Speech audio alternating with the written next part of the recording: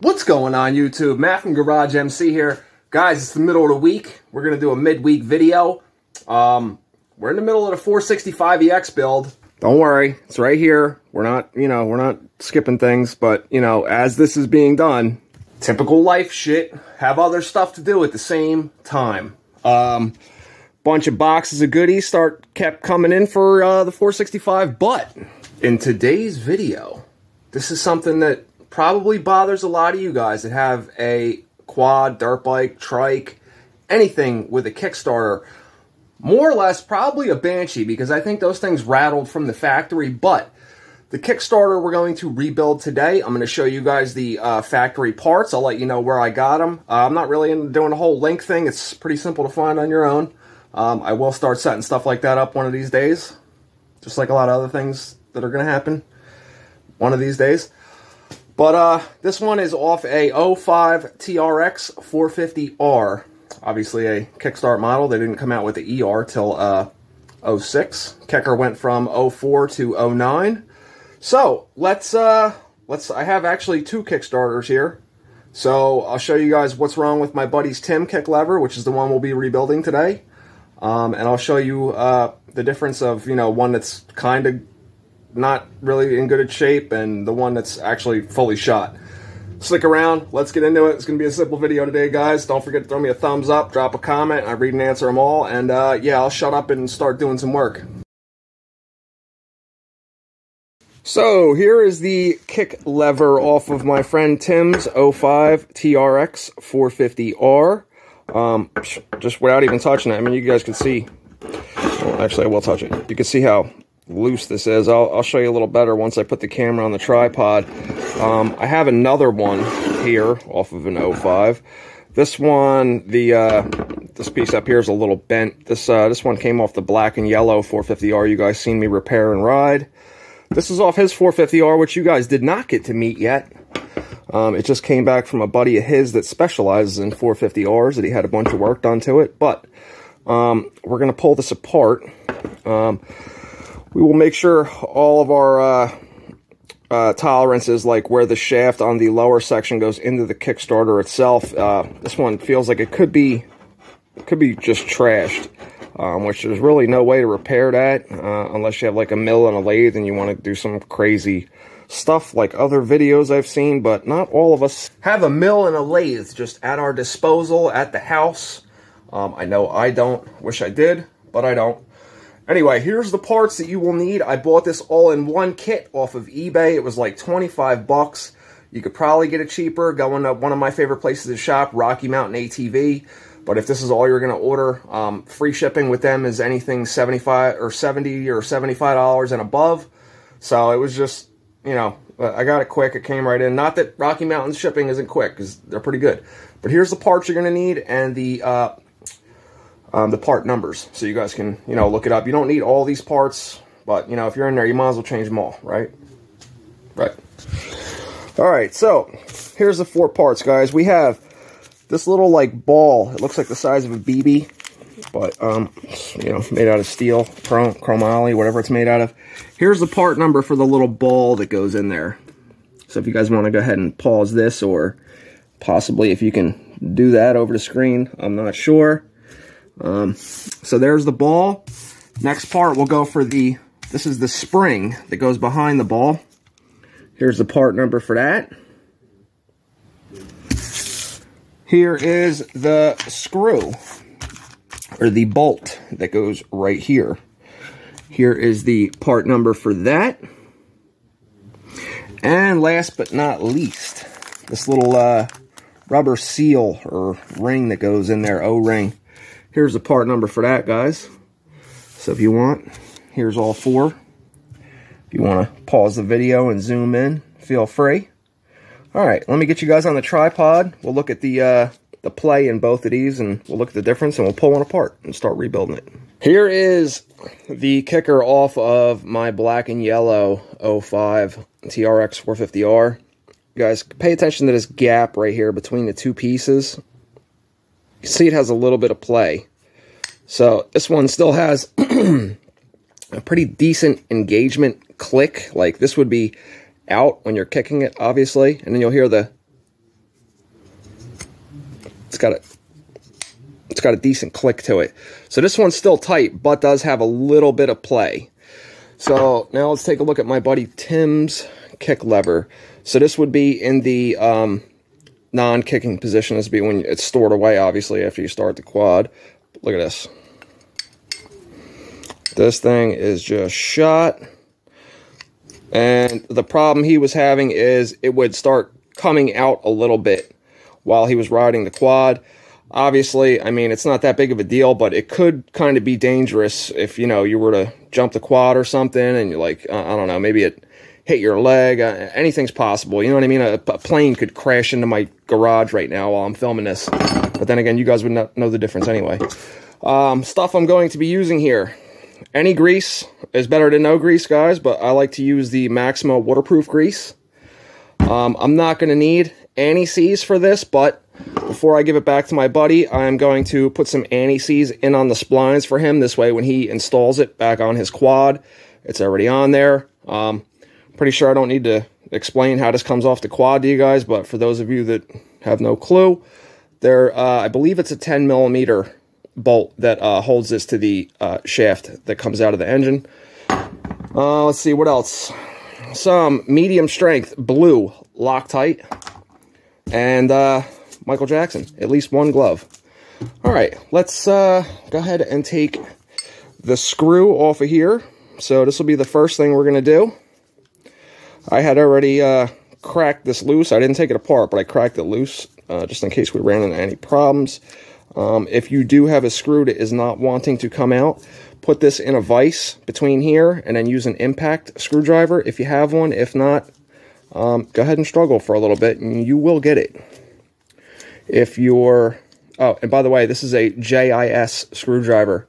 There are differences with Phillips screwdrivers. So if you're that guy that's always using them and you're like, I don't know why I'm stripping the heads of the screws out all the time, it's because you're not using the right bit for it. So JIS stands for Japanese Industrial Standard.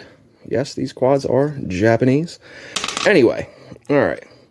Once you take your screw out, this could be a little bit of a pain, but just move it around a little bit and wiggle it. All right, so you can see all the grit and grime that came out of there. Let's see if I can show you guys in here. Get a little light on it. You guys can see all the buildup in there. So I'm going to put these parts in my ultrasonic cleaner, and we will pick back up after they come out. Oh, there goes the ball. Yeah, get over here. So the ball, might as well show you this now. Here's that seal. Here's that seal here. I'm going to have to get a pick. Oh, nope, just coming off. So this thing is completely dry rotted, and it will probably crumble. Oh, no, it's not crumbling, but it is shot. So you can see it deteriorating and falling apart. The screw, sometimes these will, yep, right here. If you guys can see, it's got excessive wear on it. It's not supposed to be worn like that. And the spring, you just take a pick and pull that out. So I'm going to do that real quick, and then we'll put it in the ultrasonic cleaner. So to take the spring out, like I said, you just get yourself a little pick. Whatever works for you. It'll probably just, yeah, it would have just fell out if I would have tipped it over, but, you know, I like to overcomplicate shit, so. Apparently it's making it even harder to use a tool to do it. Oh, look at that. It just falls out. What do you know? Anyway, there's the spring, guys. It's pretty stiff spring. But anyway, all right, let me get these things in the ultrasonic cleaner. I'm going to let them run for about 20 minutes. What I like to use in my ultrasonic cleaner is Awesome Degreaser and water, and I also use it with the heater. The LA's Totally Awesome Degreaser, you can get it at the dollar store or $1.25 store, whatever the hell you want to call it nowadays. But you guys can see how filthy dirty these parts are.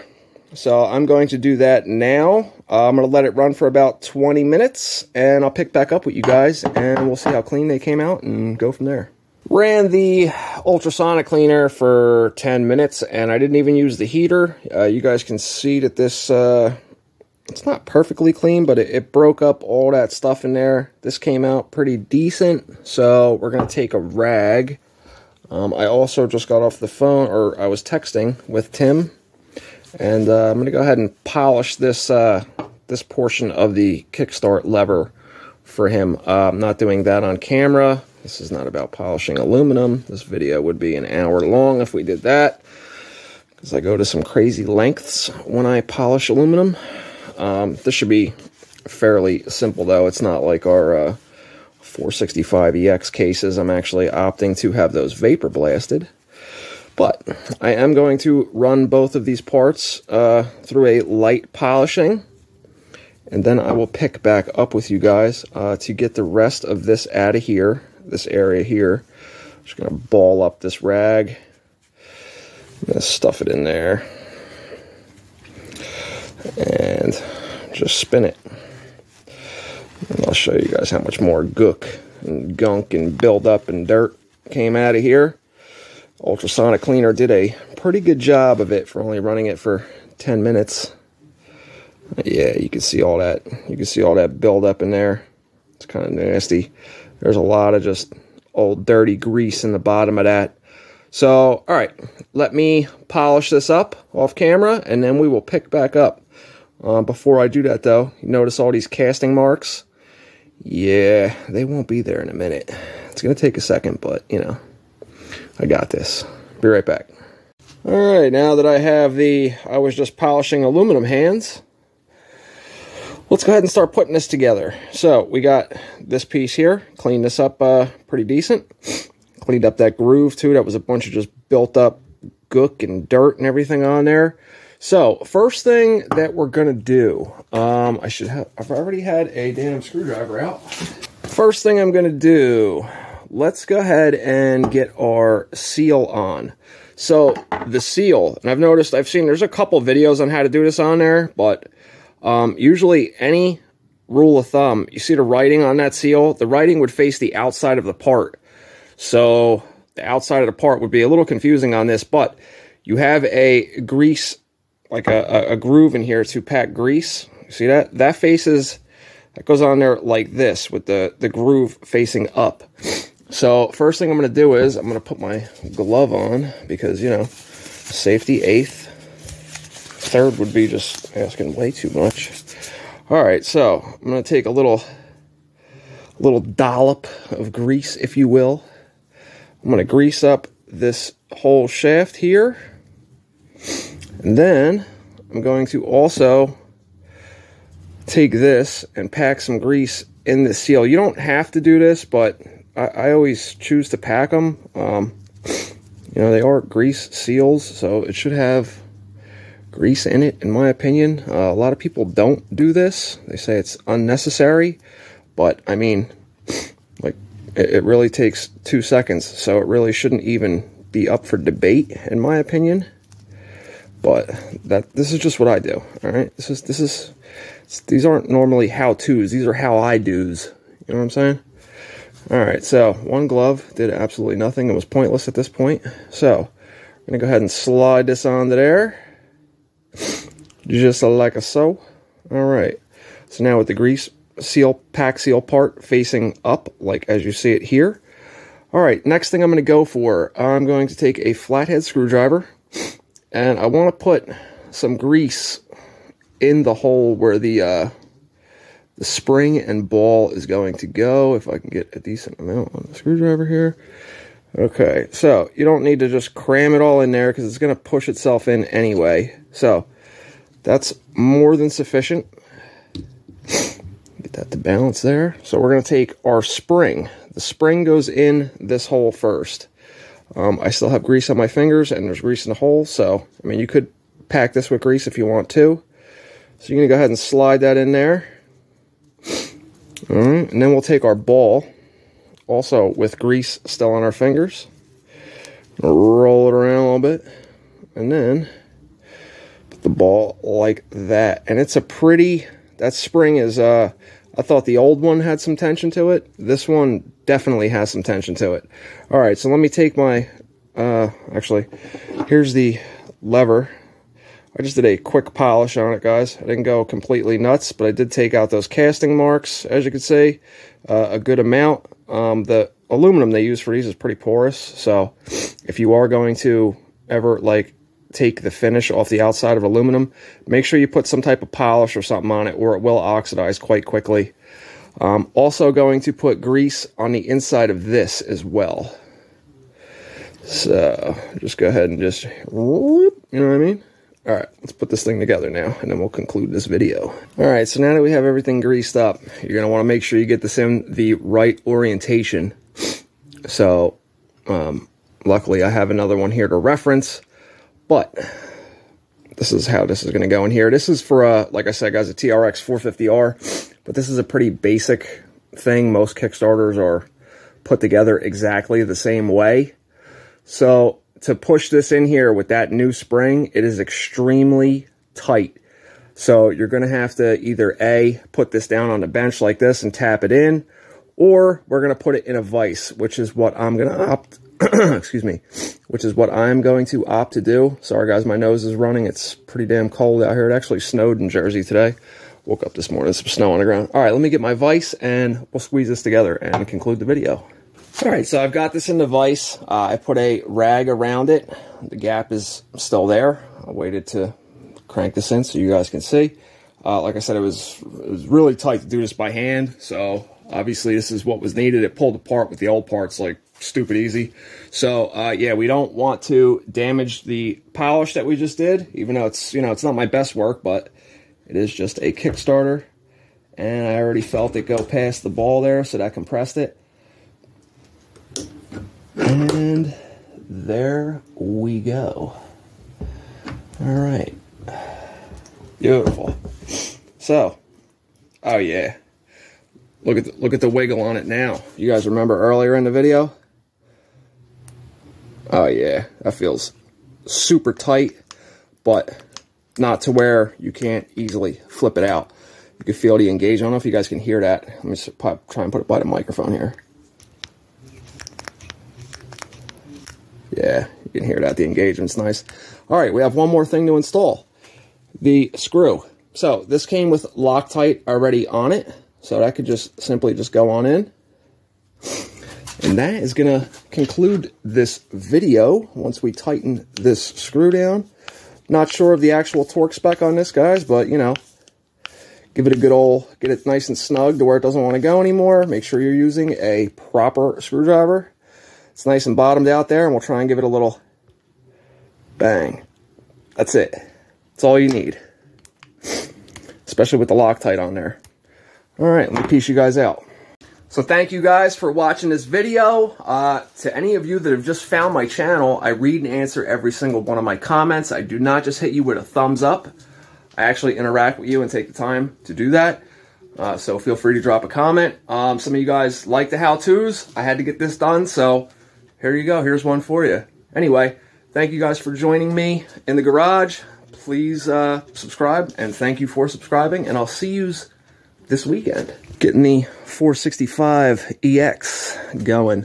We are going to tackle the front end. I found a solution for the way these grease zerks are on these Lone Star A-arms. Found actually a really cool solution. It gives us a little bit of clearance, and I think it's just enough. I'll see you guys in the next video.